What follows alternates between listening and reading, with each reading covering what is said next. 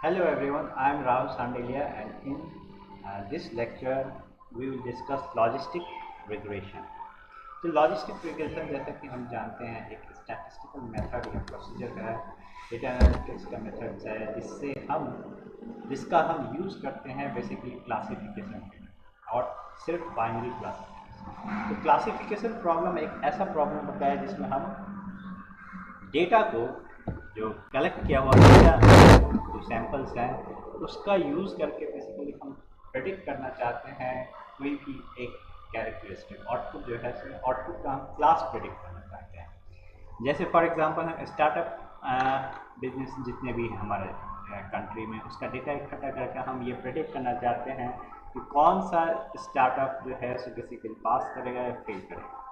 तो जब हम कैटेगरीज में चीज़ों को बांटना चाहते हैं, प्रेडिक्ट करना चाहते हैं ये इस कैटेगरी को, तो वो एक क्लासिफिकेशन प्रॉब्लम होता है। बाइनरी क्लासिफिकेशन वो प्रॉब्लम होता है जिसमें जो आउटपुट क्लास है बेसिकली सिर्फ दो होता है। जैसे कि कोई स्टूडेंट जो है सो उसके मिड टर्म्स के मार्क्स या फिर इंटरनल के मार्क्स पे हम प्रेडिक्ट कर सकते हैं वो उसका मेन एग्जाम में पास करेगा या फेल करेगा।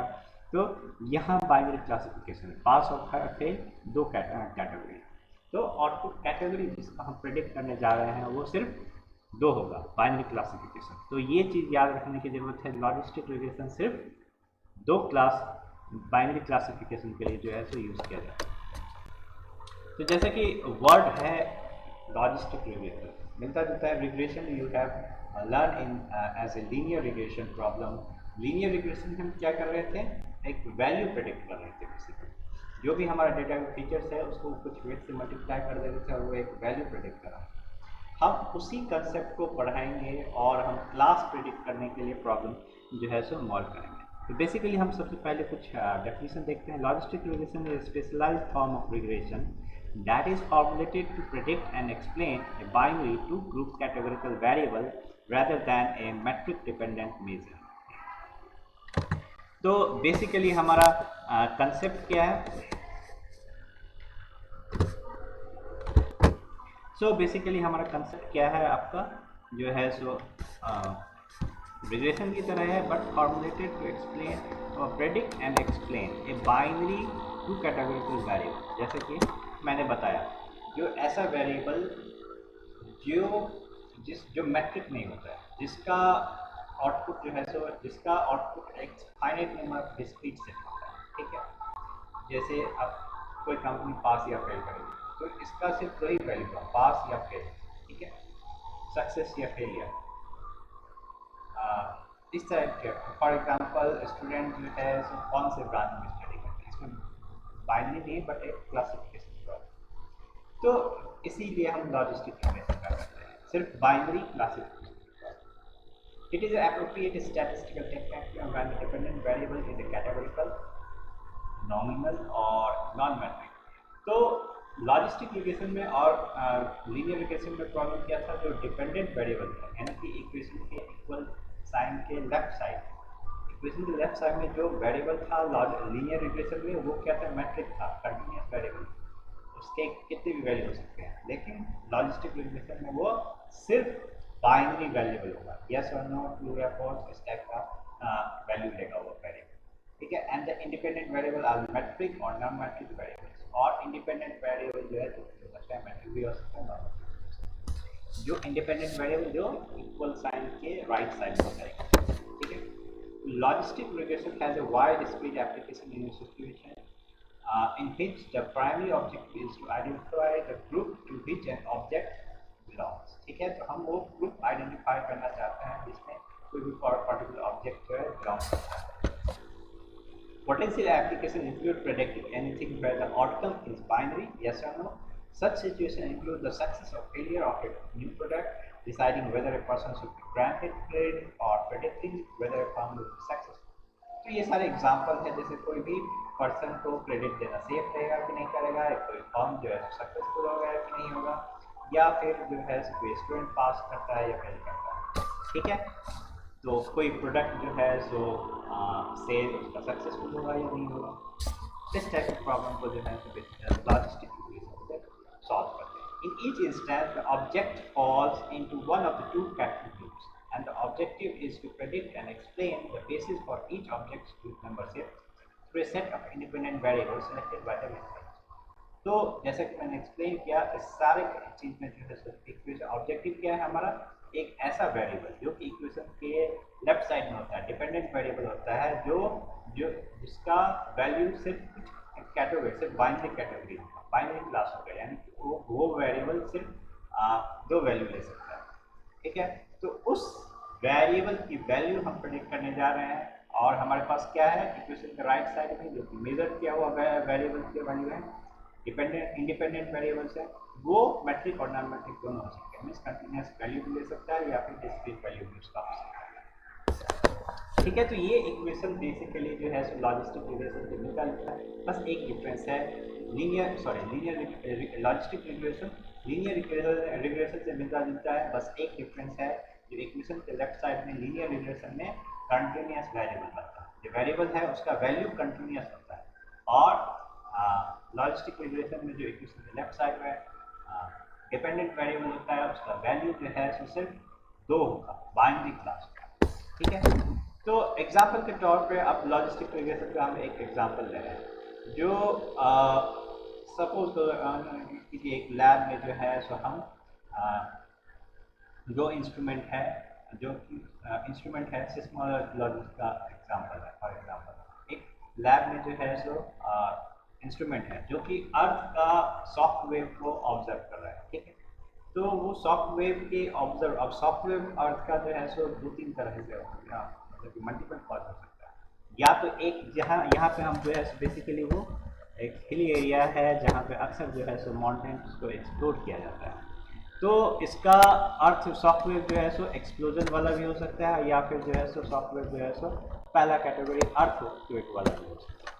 तो इन सॉफ्टवेयर को ये करके सॉफ्टवेयर को ऑब्जर्व करके बेसिकली हम तो ये प्रिडिक्ट करता है जो ये सॉफ्टवेयर जो है सो एक्सप्लोजन से हो रहा है या कि अर्थक्वेक से हो रहा है। इसके लिए जो इंडिपेंडेंट वेरिएबल होगा वो हमारा है बॉडी वेव और सरफेस वेव। बॉडी वेव और सरफेस वेव का मैग्नीट्यूड जो है सो हमारा दो फीचर्स है, इंडिपेंडेंट फीचर्स है, जिसके मैग्नीट्यूड के बेसिस पे हमको ये एक्सप्लेन करना है जो अर्थक्वेक, ये सॉफ्टवेयर जो आ रहा है वो अर्थक्वेक के कारण हो रहा है, जिसका इसका कारण अर्थक्वेक है या फिर इसका कारण एक्सप्लोजन है। ठीक है, given this training data, task of classification is to learn a hypothesis as that will take a new x1 x2 points and return either 0 और अर्थ 0 फॉर अर्थक्वेक और 1 फॉर एक्सप्लोजन। तो हमारा जो बेसिकली टास्क होता है इसमें हम 0 और 1 से बेसिकली क्लास को जो है रिप्रेजेंट करते हैं, क्योंकि दो ही क्लास होता है। अब प्रॉब्लम को अगर हम ध्यान से देखें, पहला वाला फिगर में फॉर एग्जांपल व्हाइट सर्किल जो है फॉर एग्जांपल अगर अर्थक्वेक कर दिया है एक्स एक्सिस और वाई एक्सिस, सपोज कीजिए एक्स एक्सिस जो है सो बॉडी वेव है और वाई एक्सिस जो है सो सरफेस वेव है। इसको अगर हम प्लॉट किए तो इसमें हमको पता है, अभी डेटा हमको पता है जो पर्टिकुलर सैंपल डेटा है, यानी कि हमको आउटपुट पता है, तो हम सैंपल डेटा में ये देख रहे हैं इसका सॉफ्टवेयर ये है, तो इसका फॉर एग्जांपल ये पॉइंट, तो ये पॉइंट हम क्या है इसका आउटपुट हमें पता है ये अर्थक्वेक है, वाइट सर्किल है तो ये अर्थक्वेक है फॉर एग्जांपल। ठीक है, तो हमें ये पता है ये अर्थक्वेक है, और इसका जो है सो बॉडी वेव जो है सो ये कंपर 6.5 के आसपास है और सरफेस वेव भी 6.5 के आसपास। ठीक है, तो इस तरह से अगर हम डेटा को जो है प्लॉट करते हैं तो साफ देख रहे हैं जो अर्थक्वेक का जो प्लॉटेड डेटा है और जो है सो एक्सप्लोजन का प्लॉटेड डेटा है, तो उसको जो है सो बेसिकली हम एक लाइन से सेपरेट करते हैं, तो ये एक फुली लीनियर जो है सेपरेटर है, तो इसको सेपरेट करना बहुत ही आसान है, इनफैक्ट जो है ईजी होता है। बट हमारा लॉजिस्टिक रिग्रेशन जो रियल डेटा होता है वो इस तरह से नहीं होता है। यहाँ पे कुछ डार्क रियल डेटा हमारा क्या होता है राइट साइड की तरफ, यहाँ पे हम देख रहे हैं कुछ वाइट सर्किल में जो है के क्लस्टर में भी जो है सो हमारा क्या है कुछ डार्क सर्किल है, तो हम सिंपली एक लाइन खींच के इस डेटा को सेपरेट नहीं कर सकते, क्लासीफाई नहीं कर सकते जो इधर का लाइन के लेफ्ट साइड में जो है अर्थक्वेक का डेटा है या लाइन के राइट साइड में जो है सो एक्सप्लोजन का डेटा है। क्यों? क्योंकि इवन जो है सो वाइट सर्किल जो अर्थक्वेक का डेटा है के बीच में जो है तो कुछ डार्क सर्किल है जो एक्सप्लोजन का डेटा है, एक लाइन खींच के जो है हम बिल्कुल ही सेपरेट नहीं कर सकते हैं इसको। तो कौन सा लाइन लेकिन जो है सो हम ड्रॉ करें जो बेस्ट हो क्लासिफिकेशन, ये जो है सो बेसिकली हमको लॉजिस्टिक रिग्रेशन। तो क्योंकि हम एग्जैक्टली प्रेडिक्ट नहीं कर सकते हैं हर एक केस के लिए, तो ये प्रोबेबिलिस्टिक नेचर है। अब एक प्रोबेबिलिटी के तर्ज पे कह सकते हैं ये लाइन जो है सो बेसिकली सबसे बेस्ट डिफाइन करता है जो इस लाइन के अगर लेफ्ट में जो है आपका प्लॉटेड डेटा आता है सरफेस वेव और इसका बॉडी वेव का, तो हम बेस्ट प्रोबेबिलिटी है जो इस लाइन के जो है लेफ्ट साइड में जो है सो जितने भी डेटा होगा वो अर्थक्वेक होगा। तो प्रोबेबिलिटी के टर्म में बात है ना कि जो है एग्जैक्ट टर्म। तो ऐसा नहीं है जो क्लासिफिकेशन का प्रॉब्लम जो है स्टैटिस्टिक्स में कोई चीज़ बिल्कुल ही प्रिसाइजली डिफाइन नहीं करा है जो हम एग्जैक्टली वही चीज़ रिपीट करें, हम प्रोबेबिलिटी के टर्म में चीज़ को डिफाइन। तो लॉजिस्टिक रिग्रेशन सेम चीज़ है। अब इसको जो है सो बेसिकली इवन जो द रिस्पॉन्स में be a two outcomes qualitative variable, we can always quote the case 0 and 1। अब हम लॉजिस्टिक रिग्रेशन के मॉडल को देख रहे हैं। ये मॉडल बेसिकली लीनियर रिग्रेशन के तहत पे, इसलिए इसका नाम ही है रिग्रेशन, बट ये लॉजिस्टिक रिग्रेशन नेम। इस लॉजिस्टिक रिग्रेशन का मतलब जो है क्या होता है, तो अभी हम एक फंक्शन इंट्रोड्यूस करेंगे लॉग, उसी के बेसिस पे जो है जिसका नेम रखा गया लॉजिस्टिक रिग्रेशन। क्यों? क्योंकि अब देखते हैं जो रिग्रेशन और लॉजिस्टिक रिग्रेशन में क्या डिफरेंस है। तो रिग्रेशन में जो है सो बेसिकली हम जैसे कि मैंने कहा जो डिपेंडेंट वेरिएबल है वो कंटिन्यूस है, वैल्यू है उसका कंटिन्यूस वैल्यू रहता है, और लॉजिस्टिक रिग्रेशन में डिस्क्रीट। ठीक है, ये तो पहला चीज़ आता है। तो कैसे जो है सो हम रिग्रेशन मॉडल को जो है सेम इक्वेशन जो है सो सेम तरह का इक्वेशन जो है सो लॉजिस्टिक रिग्रेशन के लिए, तो हमें जो है सो कुछ चीज़ें चेंज करना लॉजिस्टिक रिग्रेशन में लीनियर रिग्रेशन के इक्वेशन को अडॉप्ट करें। पहला चीज जैसा कि हमने देखा ये लॉजिस्टिक रिग्रेशन जो है सो वैल्यू जो प्रेडिक्ट करेगा वो बेसिकली प्रोबेबिलिटी के टर्म में प्रेडिक्ट करेगा। ठीक है, हमारा क्लास 0 और 1 है, 0 1 के टर्म में हम नाम रख सकते हैं क्लासेस को। तो जो क्लास जो प्रेडिक्ट करेगा वो प्रोबेबिलिटी के टर्म में क्लास करेगा, and the probability p of 1 is the parameter of interest. ठीक है, तो जो फॉर एग्जांपल हम क्लास 1 की जो है सो आएगा मीन्स इस पर्टिकुलर फीचर देंगे तो क्लास 1 प्रेडिक्ट करेगा, इसका प्रोबेबिलिटी क्या है इसके टर्म में जो है सो बेसिकली हम जो है सो बात करते हैं। It represent the proportion of the population who are coded 1, then probability p of 1 is the parameter of test. हम प्रोबेबिलिटी से बात करना चाहते हैं, 1 सक्सेस हो सकता है, ट्रू हो सकता है, इवन फॉल्स हो सकता है, ये डिपेंड करता है कन्वेंशन पे। बट सक्सेस कन्वेंशन के अकॉर्डिंग वन फॉर्म ट्रू या success positive thing and portal. It represents the proportion in the population who are coded 1। ठीक है, तो अब हम देखते हैं इक्वेशन के लेफ्ट साइड में कोई भी कंटिन्यूस वैल्यू नहीं हो सकता, मीन्स रियल नंबर नहीं हो सकता। क्या होगा? प्रोबेबिलिटी। अब प्रोबेबिलिटी कहाँ से कहाँ लाई करेगा, तो 0 और 1 से। तो हम देख रहे हैं ये इक्वेशन बिल्कुल ही जो है सो लीनियर रिग्रेशन की इक्वेशन। राइट साइड में अभी हम सिर्फ वेरिएबल सिंगल वेरिएबल ले रहे हैं। ठीक है, तो ये सिंगल वेरिएबल दो कांस्टेंट जो है so beta not beta 1, simple linear regression का प्रॉब्लम। तो सिंपल रिग्रेशन लीनियर रिग्रेशन के प्रॉब्लम में जैसे कि हम देख रहे हैं यहाँ पे दो कांस्टेंट है और लेफ्ट साइड में बेसिकली जो है सो p जो वैल्यू है। तो सिंपल लीनियर के केस में ये p जो है सो क्या होता है, कंटिन्यूस वेरिएबल होता है। लेकिन लॉजिस्टिक रिग्रेशन में इस p को जो है सो बेसिकली हम प्रोबेबिलिटी प्रेडिक्ट कर रहे हैं, then the probability p of 1 of a 1 probability के टर्म में बात करें, क्योंकि एग्जैक्टली प्रिसाइजली तो क्लासिफाई कर ही नहीं सकते। तो जब हम प्रोबेबिलिटी के टर्म में बात कर रहे हैं तो पर्टिकुलर क्लास की प्रोबेबिलिटी ये है अगर गिवन दैट जेड का वैल्यू। ठीक है, तो बीटा नॉट और बीटा 1 जो वैल्यू दिख रहा है इक्वेशन, उसको बेसिकली हम सैंपल डेटा से जो है सो खोजते हैं। ठीक है, नो अब इस p के नेचर को हम ध्यान से देखते हैं। ये प्रोबेबिलिटी है, यानी कि इसका वैल्यू 0 और 1 के बीच में है और वैल्यू जो है सो नॉन नेगेटिव होगा। ठीक है, लेकिन ये इस इक्वेशन को भी ये सॉल्व करना चाहिए। जो लीनियर रिग्रेशन है इस इक्वेशन को भी जो है सो ये सॉल्व करेगा। But there are serious drawback impacting the prediction value, लेकिन हम क्या है the predicted value of response y could not be greater than 1 or less than 0, क्योंकि ये प्रोबेबिलिटी का value, because the linear expression of for its expected value is unbounded, ठीक है। One of the assumptions of regression analysis is the variance of y, output means dependent variable, y is constant across all values of predictor for that। तो linear regression में क्या होता है, जो variance जो है सो वो कांस्टेंट होता है, वो चेंज नहीं होता। वी हैव शोन इन इस केस में जो ऐसा नहीं है, ठीक है। तो हम क्या करते हैं, एक नया फंक्शन डिफाइन करते हैं लॉग ऑड्स के टर्म में बेसिकली। अब जो है सो यानी कि देखिए कंसेप्ट ये है कि जो इस इक्वेशन का आउटपुट होगा, ये इक्वेशन तो सेम है, ये इक्वेशन सेम है सिंपल लीनियर रिग्रेशन की तरह है। जेड मैट्रिक्स डेटा हो सकता है, नॉन मैट्रिक्स डेटा हो सकता है, और V1 जो है सो कोएफिशिएंट। तो इक्वेशन के राइट साइड में सिंपल लीनियर रिग्रेशन का है, इसका आउटपुट कुछ भी हो सकता है, नेगेटिव भी हो सकता है और 0 से लेके 1 से ज़्यादा भी हो सकता है। तो बेसिकली हम क्या करते हैं, इस प्रोबेबिलिटी के टर्म में एक ऐसा टर्म जो है सो डिवाइस करते हैं। इस प्रोबेबिलिटी के टर्म में जो है सो लेफ्ट साइड में जो है सो एक ऐसा, ये इक्वेशन जो है सो बेसिकली वैलिड नहीं है। तो कहने का मतलब क्यों, क्योंकि जो राइट साइड का एक्सप्रेशन है उसका आउटपुट जो है 1 से ज़्यादा भी हो सकता है और नेगेटिव भी हो सकता है।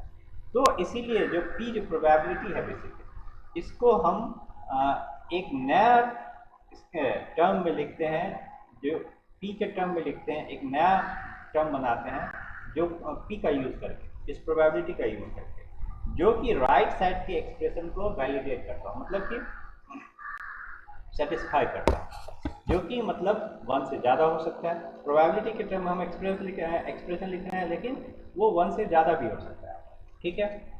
और जो है सो बेसिकली नेगेटिव वैल्यू भी हो सकता है। तो सबसे पहले हम इस पी के टर्म में हम एक ऑड्स के टर्म में डिफाइन करते हैं, ना कि प्रोबेबिलिटी के टर्म में। अब हम ऑड्स के टर्म में दिखा सकते हैं। तो ऑड्स फंक्शन को हम क्या होता है, ratio of probability of 1 to the probability of 0, ठीक है। तो ये रेशियो है आपका ratio of probability of 1 to the ratio of probability of 1। Means for example success और फेलियर है, सक्सेस को हम 1 से डिफाइन कर रहे हैं, तो probability of success by probability of failure, ये एक्सप्रेशन क्या हो जाएगा, probability of success by probability of failure. 1 minus P क्या है, प्रोबेबिलिटी ऑफ क्यू, क्यू जो है जो आपका फेलियर होगा, ठीक है। उसी तरह ट्रू फॉल्स में अगर ट्रू जो है सो पी होगा तो 1 माइनस पी क्या होगा, प्रोबेबिलिटी ऑफ एफ फॉल्स होगा। तो बेसिकली ऑड्स क्या है, probability of P upon probability of success upon probability of failure, probability of true upon probability of false. इस तरह का ये रेशियो है, ऑड्स इसको हम कहते हैं। अब ध्यान देने की बात है, जो ये प्रोबेबिलिटी के टर्म में ये टर्म्स है, पी के टर्म में ये पूरा एक्सप्रेशन है, लेकिन इसका वैल्यू जो है सो बेसिकली 1 से ज़्यादा हो सकता है। तो ये राइट साइड के इक्वेशन में जो हमारा पहला प्रॉब्लम था, जो राइट साइड का लीनियर इक्वेशन में जो राइट साइड का टर्म है वो 1 से ज़्यादा वैल्यू प्रेडिक्ट कर सकता है, मीन्स कोई भी नंबर, तो ये एक्सप्रेशन बेसिकली सेटिस्फाई करता है। नेक्स्ट कांस्टेंट था हमारे लिए जो है तो निगेटिव वैल्यू जो है सो भी प्रेडिक्ट कर सकता है। तो निगेटिव अगर अब इस इक्वेशन को अगर हम जो है सो बेसिकली निगेटिव कर दें, मीन्स इसका लॉगरिथम ले रहे हैं, तो क्या होगा, ये लॉगरिथम अगर हम देंगे तो क्या होगा, अगर हमारा राइट साइड का एक्सप्रेशन निगेटिव प्रेडिक्ट करेगा तो ये जो है सो बेसिकली क्या हो जाएगा, 0 से 1 के बीच में जो है सो एक्सप्रेशन। तो हमारा इस तरह से जो है सो बेसिकली जो है 0 से 1 के बीच में इसका वैल्यू है, क्योंकि लॉग जो है सो बेसिकली बेस 0 से 1 बेसिकली निगेटिव ये आएगा, लॉग निगेटिव हो जाएगा उसका। मीन्स अगर हम लॉगरिथम लेंगे तो p अपॉन 1 माइनस पी का रेशियो अगर 1 से छोटा होगा तो ओवरऑल एक्सप्रेशन का जो है सो वैल्यू क्या होगा, निगेटिव हो जाएगा। तो इसका मतलब जो है सो ये एक्सप्रेशन जो है, ये एक्सप्रेशन जो है सो आपका लीनियर रिग्रेशन के राइट साइड के इक्वेशन को सेटिस्फाई करता है। नेगेटिव भी हो सकता है इस इक्वेशन का वैल्यू और 1 से ज़्यादा भी हो सकता है, ठीक है। तो और ये इक्वेशन टोटली डिफाइंड है, कोई और दूसरा चीज़ नहीं, पी के टर्म में, प्रोबेबिलिटी के टर्म में। ठीक है, तो इसी को हम जो है सो लॉगिट रिग्रेशन, लॉगिट फंक्शन कहते हैं। तो यही इक्वेशन जो है सो हमारा regression means logistic regression equation.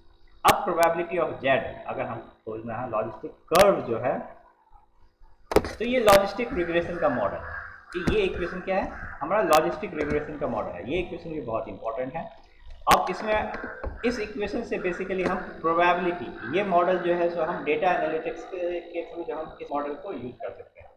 अब प्रोबेबिलिटी हमको, लेकिन हमको हमारा आउटपुट क्या चाहिए, प्रोबेबिलिटी चाहिए हमारा। और हमको प्रेडिक्ट किसके लिए करना है, प्रोबेबिलिटी के लिए। तो P को अगर हम इसको प्रेडिक्ट करें तो बेसिकली हमारा P ऑफ जेड जो है मीन्स फंक्शन ऑफ जेड जो है, तो ये इक्वेशन आ जाएगा। इसी इक्वेशन को हम इस इक्वेशन के टर्म में लिख सकते हैं। यानी कि अब जो है सो लेफ्ट साइड में हमारा P हो गया और राइट साइड में क्या हो गया, हमारा लीनियर रिग्रेशन का जो एग्जाम्पल था वो जो है सो अब एक्सपोनेंशियल 1/1 प्लस एक्सपोनेंशियल। तो ये इक्वेशन जो है सो बेसिकली लॉजिस्टिक रिग्रेशन का मॉडल है। दोनों ही सेम इक्वेशन है। यहाँ पे हम आउटपुट जो है सो पी के टर्म में। तो इस इक्वेशन, पहले वाले इक्वेशन में जो है सो राइट साइड लीनियर रिग्रेशन की तरह था और नीचे वाले इक्वेशन में लेफ्ट साइड लीनियर रिग्रेशन की तरह था। राइट साइड को हमने चेंज कर दिया। ये जो सेकंड वाला इक्वेशन है बेसिकली ये है। अगर इसको हम प्लॉट करते हैं बेसिकली तो ये एस शेप का ग्राफ आएगा, जो कि हम नेक्स्ट स्लाइड में दिखा रहे हैं। इस टाइप का जो है सो ग्राफ आएगा इसको अगर हम प्लॉट करते हैं। The relation between P and the predictor Z is not linear. ये स्ट्रेट लाइन नहीं है जैसे कि हमने ग्राफ में देखा। तो ये जो basically P and predictor Z, इन दोनों का रिलेशन यहाँ पे लीनियर नहीं है बट एस शेप ग्राफ है। ठीक है, अगर लीनियर रहता तो वो ग्राफ स्ट्रेट लाइन होता। The parameter in the logistic curves determine how quickly P changes which Z, but its interpretation is not as simple as in ordinary linear regression because the relation is not linear either in Z or B1। तो logistic linear regression में क्या problem था, वो जो है linear था किसके term में, कांस्टेंट के टर्म में। बेसिकली कांस्टेंट के टर्म में लीनियर रहता है लीनियर रिग्रेशन। हमारा जेड का टर्म में जो है बेसिकली नॉन लीनियर रिग्रेशन भी होता है। ठीक है, तो ये लॉजिस्टिक कर्व है जिसका आप देख रहे हैं P बेसिकली 1 से ज़्यादा एक्सीड नहीं कर रहा है, P नेगेटिव नहीं हो रहा है। लेकिन लॉगिट फंक्शन जो है सो बेसिकली नेगेटिव भी हो सकता है और ये भी हो सकता है, 1 से ज़्यादा भी हो सकता है। इसीलिए लॉगिट फंक्शन अगर लेफ्ट साइड में होगा तो राइट साइड में सिंपल लीनियर रिग्रेशन का हम इक्वेशन लिख सकते हैं। मल्टीवेरिएट लॉजिस्टिक, इसी इक्वेशन को जो है सब एक्सपेंड मीन्स जनरलाइज करके मल्टी लॉजिस्टिक रिग्रेशन में क्या होगा, राइट साइड में जो आपका जो है सो इंडिपेंडेंट वेरिएबल है वो मोर देन 1 हो जाएगा। ठीक है, बेसिकली Z1 Z2 ZR से जो है सो बस यही एक जनरलाइज करना है। तो बेसिकली ये इक्वेशन जो है सो आपका देखिए, ये इक्वेशन भी सेम ही है। ये इक्वेशन अब जो है सो बेसिकली आपका हो गया मल्टीवेरिएट लॉजिस्टिक रिग्रेशन। ठीक है, तो या फिर एक्सपोनेंशियल में भी हम इस इक्वेशन को लिख सकते हैं। यहाँ पे जो है एक्सपोनेंशियल का आर्गुमेंट जो है एक्सपोनेंशियल का फंक्शन वो बड़ा हो जाएगा। ठीक है, ये इक्वेशन भी बेसिकली सेम ही चीज़ है। Estimation of B can be, अब बी को हम एस्टिमेट कैसे करते हैं, तो ये आपको सिलेबस में नहीं है बेसिकली, लेकिन इसका यूज करते हैं कैसे, मेथड ऑफ मैक्सिमम लाइक्लीहुड।